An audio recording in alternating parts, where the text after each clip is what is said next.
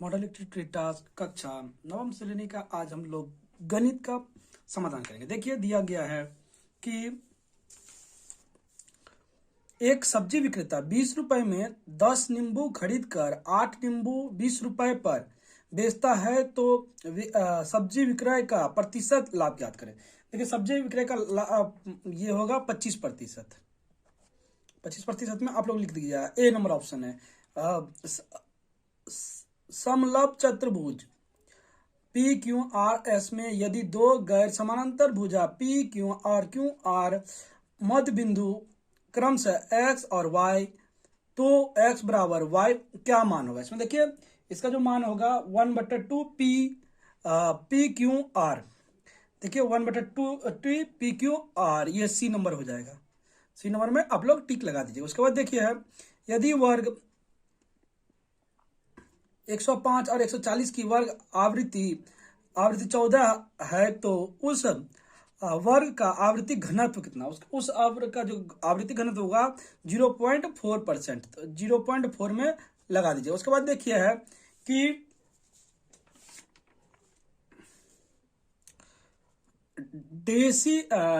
Decimetre चौड़ाई वाले आवश्यक वर्गाकार टाइल्स की संख्या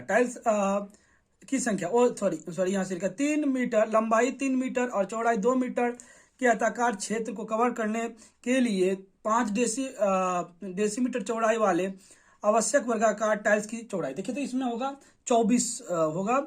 ये 24 में सी है, सी नंबर में 24 है तो इसमें लगा दीजिए। देखिए यदि लाभ प्रतिशत 10 है तो लागत मूल्य और विक्रय मूल्य का अनुपात, लागत मूल्य और विक्रय मूल्य का अनुपात होगा 10:11।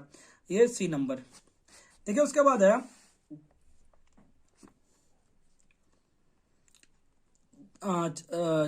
छठा नंबर सवाल, त्रिभुज एबीसी में एबी के मध्य बिंदु डी से होकर यदि बीसी के समानांतर एक रेखाखंड डी खींचा जाता है तो भुजा एसी को बिंदु ई पर काटता है तो को कौन सा होगा।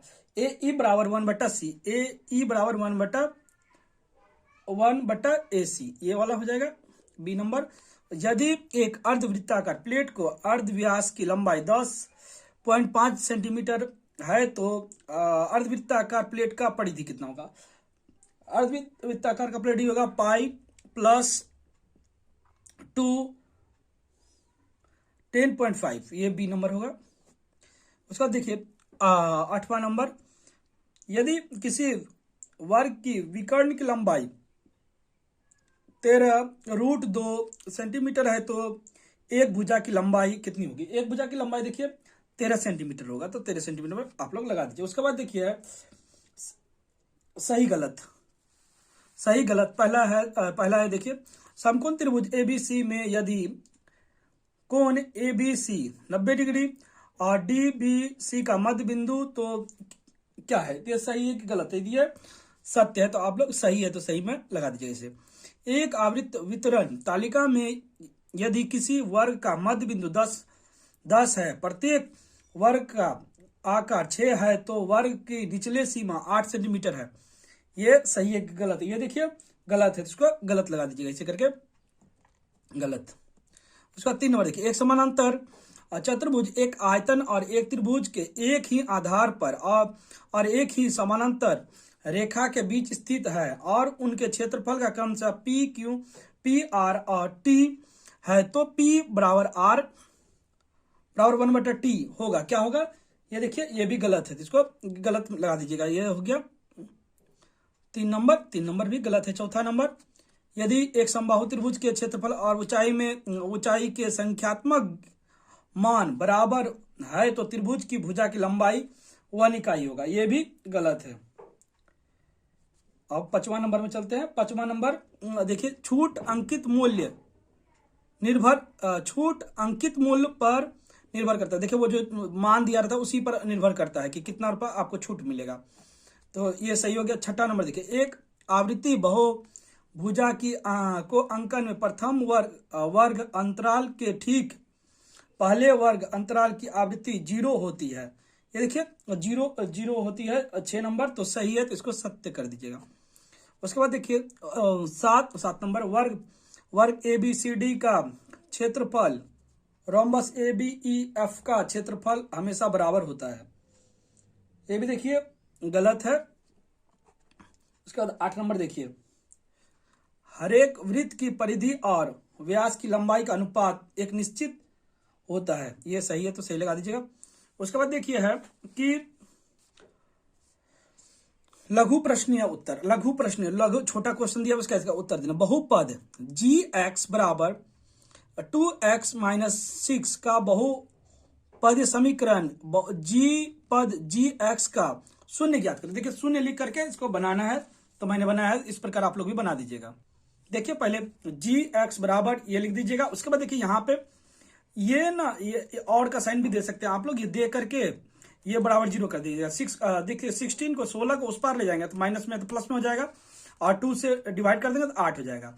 x बराबर 8 ये हो गया। उसके बाद देखिए बहुपद 8x³ प्लस 8x-5 का गुणनखंड ज्ञात करें। गुणनखंड ज्ञात करना तो x बराबर मान रख देंगे, मान रख के हल कीजिएगा तो 0 हो जाएगा। क्या होगा? 0 हो जाएगा। तो ये हो गया। उसके बाद देखिए है कि दो बिंदुओं में -2 और 4,6 के बीच की दूरी ज्ञात कीजिए। दोनों का बीच का दूरी ज्ञात करना है, तो दूरी मैंने ज्ञात किया है। देखिए सबसे पहले आप लोग ऐसे फॉर्मूला लिख दीजिएगा। फॉर्मूला का बस x1 बराबर -2, y1 बराबर 2, x2 बराबर 4, x2 बराबर 4, y2 बराबर 6। इसको करके मान बिठा दीजिएगा, यहाँ पे स्क्वायर हो जाएगा। वह स्क्वायर को कर देंगे, इसमें से इसमें अब माइनस माइनस तो प्लस हो जाएगा, तो 6 - 8। देखिए ये वर्ग में बदलने के बाद 6 को पर 6 पर 36, 8 64। तो उसके बाद दोनों को जोड़ देंगे 100 का तोड़ेंगे तो 10 इकाई हो जाएगा। उसके बाद देखिए यदि एक घड़ी 10% और 5% की क्रमिक छूट के साथ बेची जाती है तो समतुल्य मूल्य छूट कितना होगा? देखिए पहले 100 का रुपए में लेंगे, उसमें 10% छूट दिया, मतलब अब घड़ी का बचा 90 रुपए, फिर 90 रुपए पर 5% का छूट, तो 90% पर 5% का छूट 4.5 आया। 4.5 और 10 प्लस 4.5 को जोड़ देंगे तो 14.5 रुपए का छूट मिलेगा हम लोग को। कुल छूट 14.5 छूट, क्योंकि पहले 10% का दिया था, फिर 5% का दिया था। एक वृत्त के व्यास की लंबाई वर्ग भुजा की लंबाई के बराबर है तो वर्ग की परिधि वृत्त से समानुपात क्या होगा? समानुपात होगा। देखिए इस प्रकार निकालिएगा आप लोग। पहले माना वृत्त के अर्धव्यास की लंबाई, वृत्त के व्यास की लंबाई, देखिए यहाँ पे ये लिख दीजिएगा, वृत्त की भुजा की लंबाई, वृत्त के परिधि। उसके बाद दोनों को, ये दोनों बराबर है। देखिए वृत्त का ये करके कर दीजिएगा। देखिए इस प्रकार लिख दीजिएगा। लिखने के बाद 22 ये दोनों का कर देंगे, मान बैठा देंगे, इससे गुना कर दिया 28, ये दोनों को काट दिए 11:14 हो गया। यदि 10 कलमों का क्रय मूल्य 8 कलमों के विक्रय मूल्य के बराबर है तो प्रतिशत लाभ प्रतिशत। देखिए 10 कलमों का क्रय मूल्य, फिर 8 कलमों का क्रय मूल्य, फिर 1 कलमों का क्रय मूल्य, ये करके निकालेंगे तो 25 रुपया निकल जाएगा। तो ये 25 रुपया निकलने के पश्चात 125 गुना कर देंगे, 25 गुना 5 तो 125, कुल लाभ ये कर देंगे तो ये 25 निकल जाएगा। उसके बाद देखिए यदि त्रिभुजाकार क्षेत्र एबीसी का क्षेत्रफल 96 वर्ग मीटर है तो आधार बीसी 20 मीटर है तो एच की ऊंचाई ज्ञात करना। देखिए त्रिभुज का क्षेत्रफल दिया गया है, त्रिभुज की ऊंचाई मान लिए और त्रिभुज का क्षेत्रफल, तो ये लिख दिए, दोनों को बराबर कर देंगे, तो बराबर करेंगे तो एच का मान निकल जाएगा। देखिए 1/2 20 गुने एच बराबर 96, तो 20 एच रख दिए, एच को नीचे करके 10 का परम ये दशमलव, देखिए यहाँ पे लिख दीजिएगा 96 दशमलव, तो ये एक संख्या के बाद दशमलव दे देते हैं, इसलिए दे दिए, तो ये हो गया। देखिए तर्क सहित सिद्ध करें कि यदि किसी चतुर्भुज की सम्मुख भुजाओं का एक युग्म बराबर होने के साथ समानांतर है तो समानांतर चतुर्भुज होगा। देखिए ऐसे चित्र बना दीजिएगा। चित्र बनाने के बाद मैंने जैसे कि लिखा है वैसे ही आप लोग लिख दीजिएगा।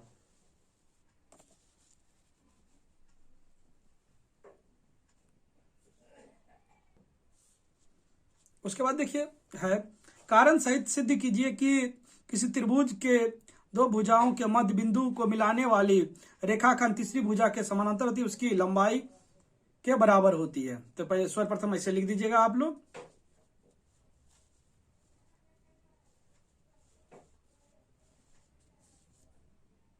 देखिए इस प्रकार लिखने के बाद देखिए ये चित्र आप लोग पहले भी बना सकते हैं, मैंने बाद में बनाया है तो मैंने आप बाद में भी बना सकते हैं। तो सर्वप्रथम इसको चित्र बना दीजिएगा तो सही रहेगा, इसे समझने में बहुत अच्छा होता है।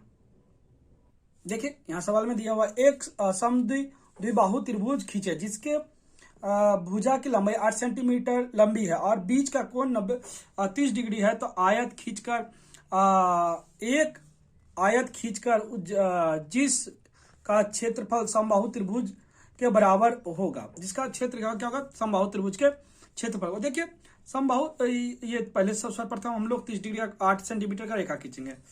इस प्रकार आप लोग लंबा सा रेखा खींच दीजिएगा। देखिए यहाँ पे ऐसे रेखा खींच दीजिएगा।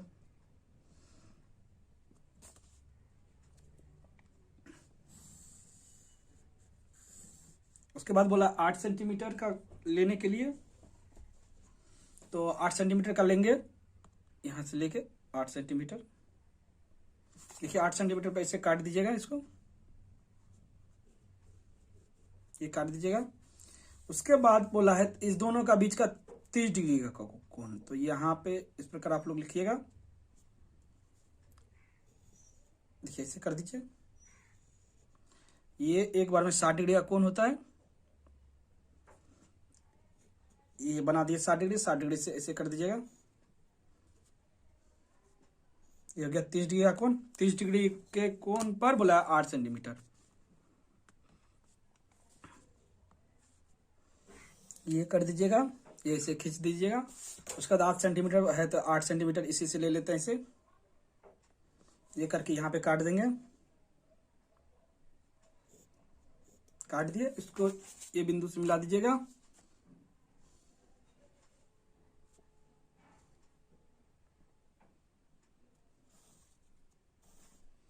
उसके पश्चात ये दोनों का हाइट ले लीजिए, 8 सेंटीमीटर वाला का हाइट, ये कटा हुआ बिंदु से ऐसे चाप ले लीजिए। चाप लेने के पश्चात ये बिंदु का, ये देखिए इसका लेंगे हाइट, यहां से लेकर यहां पे कट कर देंगे। ये काट दिए। अब देखिए ये दोनों बराबर होता है, ऐसे लंबा सा लाइन खींच दीजिएगा। उसके बाद देखिए आधा से बेसी कंपास से ले लीजिएगा, आधा से बेसी इसे ले लेंगे। एक बार नीचे एक बार ऊपर, उसके बाद ठीक इस साइड रखेंगे, एक बार ऊपर एक बार नीचे।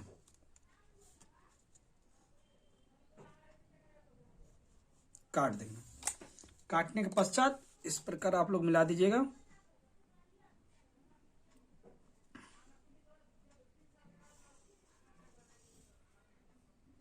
हो गया। उसके बाद देखिए ये दोनों का हाइट माप के ये यहां से मिला दीजिएगा, तो आयत का निर्माण हो गया। इस प्रकार आप लोग बना लीजिएगा, हो जाएगा। ये हो गया हमारा क्षेत्रफल। उसके बाद पश्चात देखिए दूसरा क्वेश्चन में चलते हैं। ये देखिए दिया हुआ है निम्नलिखित आवृत्ति वितरण सारणी के एक आवृत्ति बहुभुजा, ये देखिए मान दिया है। इसको पहले मध्य में ऐसे बांट लीजिएगा, दोनों का लंबाई निकाल के। एक्स अक्ष पर टेबल पेपर के सबसे छोटे वर्ग की दो भुजा की लंबाई 1 इकाई, और ये भुजा की लंबाई यहाँ पे एक ही कर दीजिएगा। ये करने के पश्चात ये ये देखिए इस प्रकार लिख दीजिएगा। दो भुजा की लंबाई के दो अंबों पर ऐसे कर दीजिएगा। प्रत्येक वर्ग के भुजा का वर्ग संख्या टेबल पर ऐसे लिख दीजिएगा। ये संख्या टेबल पहला हुआ, ये दूसरा, तीसरा, चौथा, और ये 5वां, 6वां, 7वां, 8वां, इस प्रकार करके। उसके बाद ये समानांतर रेखा बनाना है, तो पहले ग्राफ पेपर ले लीजिएगा आप लोग। ग्राफ पेपर लेने के पश्चात इस प्रकार खींच दीजिएगा। देखिए ऐसे खींच दीजिएगा। यहां से ये 0 होता है, 10, 20, 30, 40, 50 इधर भी ले लीजिए। देखिए यहाँ पे भी ले लीजिएगा 10, 20, 30, 40, 50, और उसके बाद ये मान जैसे मैंने बैठाया है देख लीजिए ठीक से, इसी प्रकार आप लोग बिठा दीजिएगा। तो ये समाधान हो गया। इस प्रकार हम लोग का 9वीं श्रेणी का समाधान हो गया गणित।